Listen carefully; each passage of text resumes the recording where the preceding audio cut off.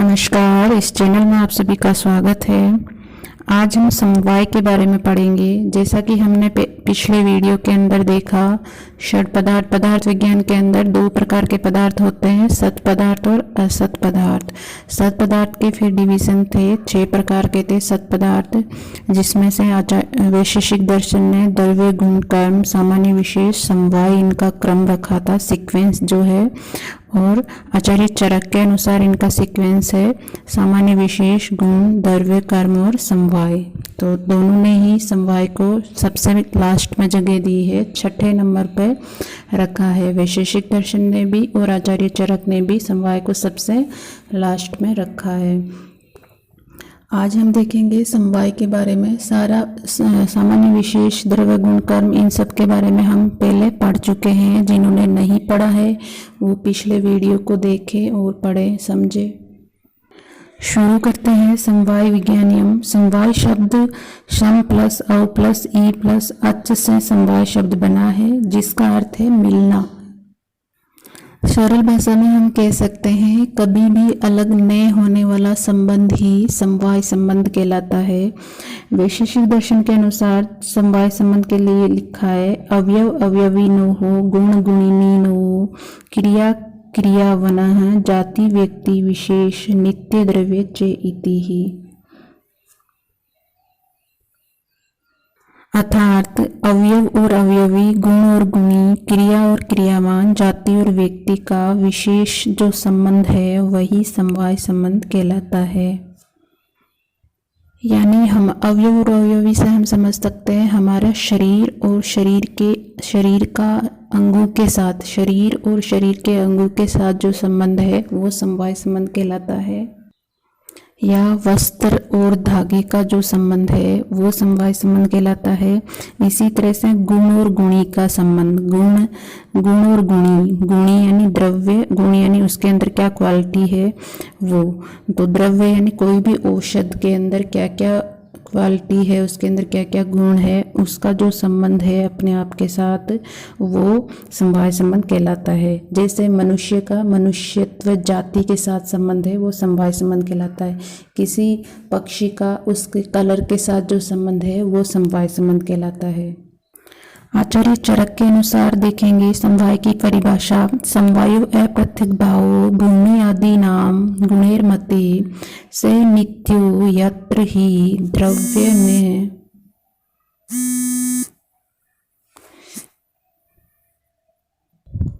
अर्थात पृथ्वी आदि द्रव्यों का उनके गुणों के साथ जो संबंध है वो समवाय संबंध कहलाता है। जैसे हमने 5 महाभूत पढ़े पृथ्वी आदि, पृथ्वी, जल, अग्नि, वायु, आकाश, इनका उसके गुणों के साथ, उसके गुण यानी कि गंध, शब्द, स्पर्श, रूप, रस, इनका आपस में जो संबंध है वही समवाय संबंध कहलाता है। नेक्स्ट देखेंगे समवाय के भेद। समवाय के भेद आचार्य चरक ने भी 2 भेद बताए हैं और वैशेषिक दर्शन के अनुसार भी समवाय के 2 प्रकार है, नित्य समवाय और अनित्य समवाय। अब हमें ये विचार करना है कि क्या समवाय को अलग से पदार्थ मानने की आवश्यकता है या नहीं। तो हम देखेंगे समवाय को एक स्वतंत्र पदार्थ माना गया है। क्यों?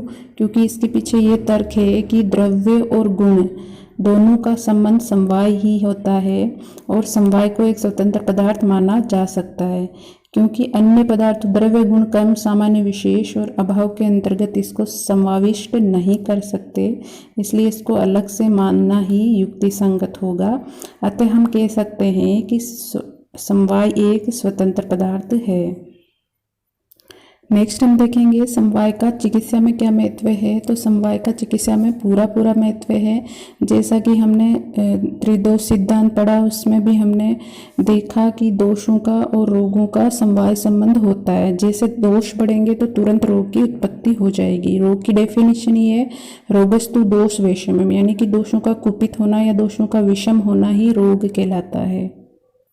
इसी तरह से औषध का अपने गुणों के साथ जो है समवाय संबंध होता है। अगर औषध के अंदर अच्छे गुण होंगे तो वो रोगों को ठीक करने में सक्षम होगी, नहीं तो वो रोगों को ठीक करने में सक्षम नहीं होगी। इस तरह से हम देख सकते हैं कि समवाय का रोग ठीक करने में और रोग उत्पत्ति में किस तरह से इम्पोर्टेंस है।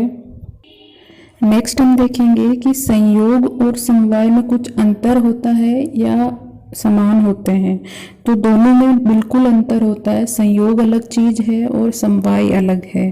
संयोग का अर्थ होता है किसी संयोग तो हमेशा हमेशा के लिए नहीं हो सकता। जैसे संयोग जो है दो अलग अलग वस्तु में होगा। जैसे कोई पक्षी किसी वृक्ष की टहनी पे जाके बैठ रहा है तो वो संयोग है, जैसे ही उड़ जाएगा तो वो अलग हो जाएगा, पृथक हो जाएगा। तो संयोग कुछ क्षण के लिए हुआ, जबकि समवाय जो संबंध है वो हमेशा के लिए होता है, नित्य होता है। जैसे वस्त्र का धागे से संबंध, वस्त्र में तब तक धागे सही से रहेंगे तो तब तक वो वस्त्र है, अगर धागे हटा देंगे तो उसका कोई भी अस्तित्व नहीं है।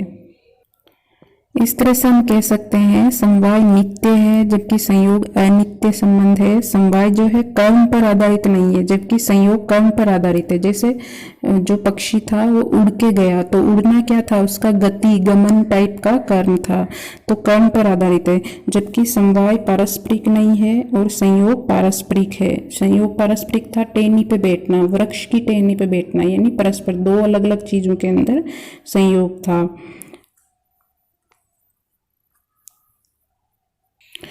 समवाय इंद्रिय ग्राह्य नहीं होता जबकि संयोग इंद्रिय ग्राह्य है। इंद्रियों के द्वारा हम देख सकते हैं संयोग को, जबकि समवाय को नहीं देख सकते। और समवाय जो है स्थायी होता है, संयोग अस्थायी है। इस तरह से समवाय की डिटेल हमने पढ़ी। यहीं पे आपका पदार्थ विज्ञान का ऑलमोस्ट सारा सिलेबस कंप्लीट हो जाता है, पदार्थ विज्ञान फर्स्ट पेपर का।